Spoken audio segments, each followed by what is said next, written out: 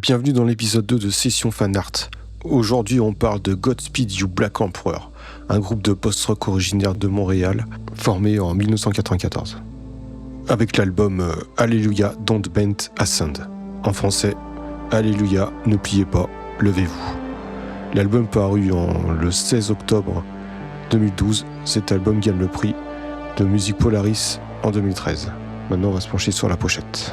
Le photographe de la pochette est Charles-André Coder. C'est un artiste visuel et cinéaste basé à Montréal, membre du collectif de cinéma expérimental Double Négatif. La pochette montre un bâtiment à l'apparence abandonnée, sans identité géographique claire, dans une zone désertique non identifiée. Cette photo représente une forme de vide oppressant, plutôt qu'un remplissage. Le grain exagéré de la photo peut faire penser à une tempête de sable. Ce qui ressort de la photo, c'est la façade éclairée du bâtiment, qui contraste violemment avec le reste de l'image, presque comme si elle émettait sa propre lumière. Au premier plan, des taches sombres creusent la terre, presque comme des cratères. On ne sait pas si ce sont des empreintes ou des fissures d'un sol asséché. Leur forme évoque des impacts de missiles.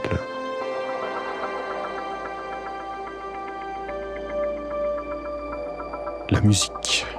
La lourdeur des sons vient de l'empilement de plusieurs guitares, une basse, deux batteurs et un violon.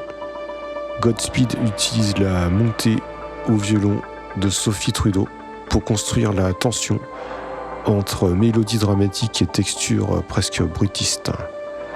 La saturation des guitares rappelle directement le grain de la pochette, la même matière granuleuse, imparfaite, refusant la netteté. Le son de grincement distordu vient renforcer cette rugosité, comme si le son lui-même portait les mêmes cicatrices que l'image.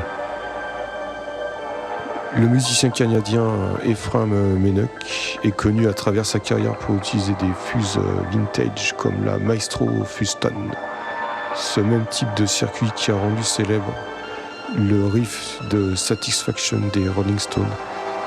Je suis vraiment fan de la musique de ce groupe, cette capacité à faire cohabiter la beauté et le chaos sans jamais choisir entre les deux. C'est ce qui me touche le plus chez eux. Voici mon fan art de cette pochette que j'ai refait à l'encre noire en traditionnel. Et ensuite j'ai scanné et j'ai fait la couleur en digital sur Clip Studio Paint. C'était RF Encre Noire dans Session Fan Art.